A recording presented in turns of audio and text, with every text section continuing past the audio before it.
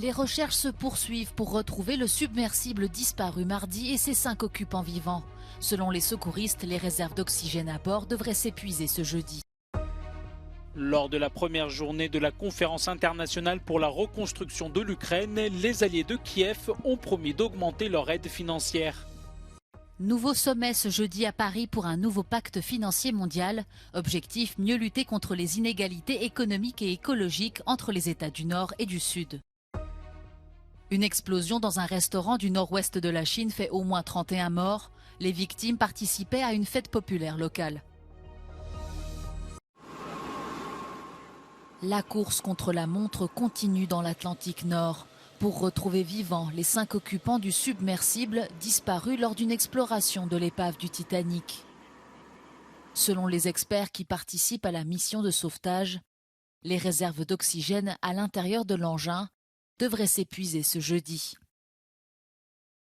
We have to remain optimistic and hopeful when you're in a search and rescue case. So we're right in the middle of the search and rescue case. So I don't want to get into a discussion about when that would end with respect to this case.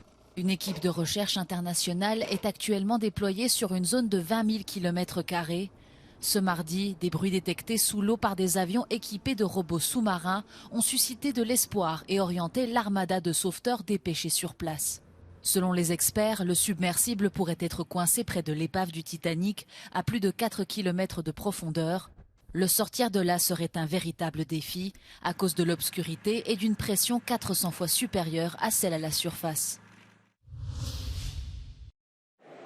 Après Lugano l'année dernière, Londres accueille depuis ce mercredi la deuxième conférence internationale pour la reconstruction de l'Ukraine. La conférence réunit pendant 2 jours plus de 60 pays, institutions internationales et secteurs privés. Les alliés de Kiev ont promis d'augmenter leur aide financière à l'économie ukrainienne. Mais ils ont également averti que c'est la Russie qui devrait en fin de compte payer pour la reconstruction. Ravagée par plus d'1 an de guerre, les besoins sont colossaux. Overall, at least $411 billion is needed for long-term reconstruction. Every day, Russia is inflicting new losses on Ukraine and unfortunately, this figure will grow. De son côté, la vice-ministre ukrainienne des infrastructures a souligné que la restauration de l'économie était une nécessité urgente. The restoration isn't the consequences of the victory. It's just the part of the resistance. More, we are paying the salaries to our soldiers through the taxes. We're very grateful to our partners which provide us weapons, but the army, Ukrainian army is big now, demands money. La Commission européenne propose aux États membres de prévoir une aide de 50 milliards d'euros sur les 4 prochaines années. And it's our job and our duty to the Ukrainians who've paid the ultimate sacrifice that we ensure that this reimagined future becomes reality, brick by brick. Washington a également débloqué 1,3 milliard de dollars supplémentaires pour remettre en état le réseau énergétique ukrainien. Recovery is about laying the foundation for Ukraine to thrive as a secure, independent country, fully integrated with Europe, connected to markets around the world. La conférence se poursuit ce jeudi avec la participation de groupes d'investissement privés.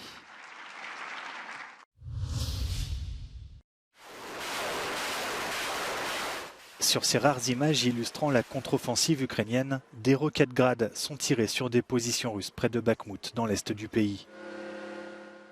Près de la ligne de front, ces soldats ukrainiens s'entraînent avant d'être envoyés au combat. Le président ukrainien Volodymyr Zelensky a évoqué des avancées plus lentes que prévues, notamment parce que près de 200 000 km² du territoire ont été minés par les forces russes.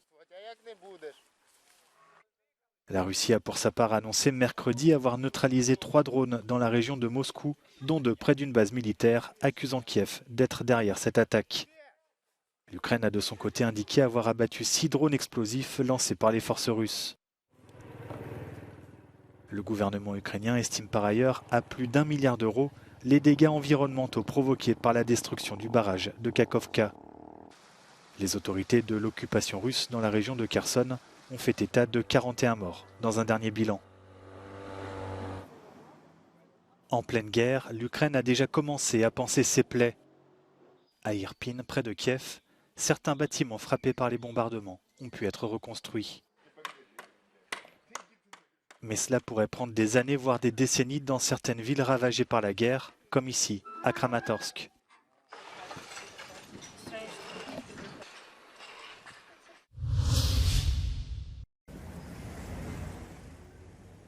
Au moins 31 personnes ont été tuées dans l'explosion d'un restaurant dans la ville de Yinchuan, dans le nord-ouest de la Chine. La déflagration s'est produite ce mercredi, peu avant 21 h, alors que les locaux étaient remplis de monde à l'occasion du festival des bateaux dragons, une fête locale célébrée pendant 3 jours. 7 autres personnes sont actuellement en soins intensifs à l'hôpital. La cause de l'accident pourrait être une fuite de gaz liquéfié.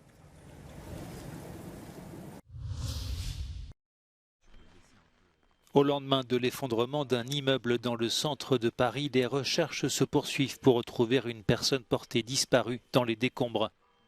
Par ailleurs, un dernier bilan du parquet fait état de 6 blessés graves et d'une trentaine de blessés légers. Mercredi après-midi, l'immeuble situé rue Saint-Jacques au cœur de la capitale a été frappé par une explosion dont l'origine reste inconnue. L'incendie qui a suivi et qui menaçait les bâtiments avoisinants a pu être maîtrisé. Plusieurs témoins et riverains ont dit avoir senti une odeur de gaz avant le drame. L'immeuble détruit abritait notamment une école privée américaine de mode et de design.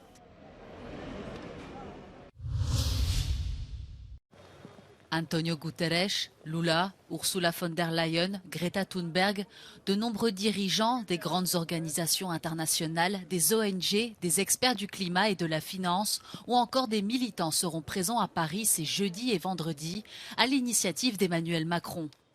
Objectif, tenter de poser les bases d'un nouveau système financier mondial et de mieux armer en priorité les États fragiles contre le changement climatique et la pauvreté. Si nous regardons les choses en face, les inégalités augmentent, la vulnérabilité climatique ajoute encore au risque et notre monde est soumis à des chocs de plus en plus grands. Nous devons assumer un choc de financement public.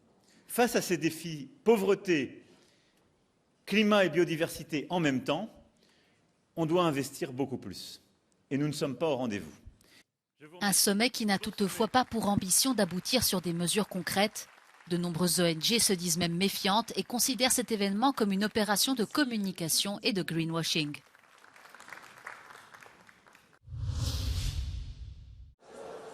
Le gouvernement français a dissous mercredi le groupement écologiste Les Soulèvements de la Terre en reprochant au collectif d'appeler et de participer à des violences. En soirée, il y a eu plusieurs rassemblements dans le pays par solidarité au groupe qui dénonce le bâillonnement du mouvement. Ce n'est pas la liberté d'expression ni la liberté de manifestation qui est en question. Ce n'est pas davantage des idées qui sont sanctionnées, c'est le recours répété à la violence contre des biens, contre des personnes, qui a été renouvelé à plusieurs occasions ces dernières semaines. Le collectif défend une forme radicale d'action climatique qui vise souvent les intérêts des grandes entreprises, des projets de l'État et de l'agriculture à grande échelle. En mars dernier, lors d'une manifestation contre un projet d'irrigation controversé, quelques 5000 manifestants ont affronté 3000 policiers. Alors que 2 manifestants sont tombés dans le coma, une trentaine de policiers ont été blessés. Le collectif prévoit un recours auprès du Conseil d'État pour contester la dissolution. On ne se laissera intimider ni par la dissolution administrative, ni par l'emploi de moyens de police antiterroriste à notre encontre. Né en janvier 2021 dans l'ex-ZAD de Notre-Dame-des-Landes, le groupe soutenu par des personnalités comme Greta Thunberg veut poursuivre ses actions pour le climat.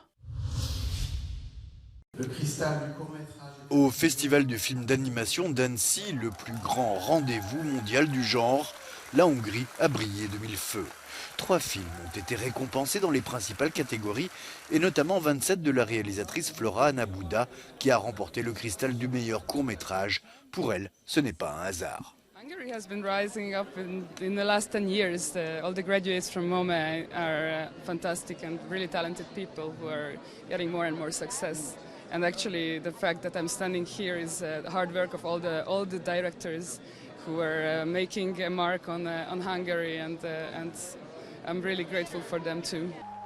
Olyan érzés, mint egy erényöv, ami már hozzánőtt a testre. 27 avait aussi reçu au dernier festival de Cannes la Palme d'Or du court-métrage, tout genre confondu. L'histoire d'une jeune femme dont les fantasmes vont l'aider à transcender son quotidien, une réussite autant narrative que visuelle.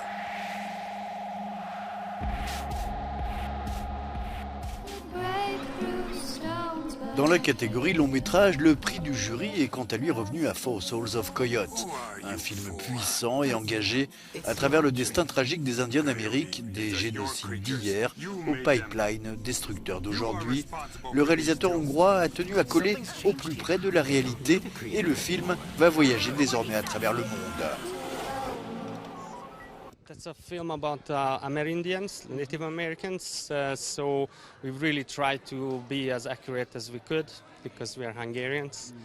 This is the first big milestone, and we also had some festivals in America already.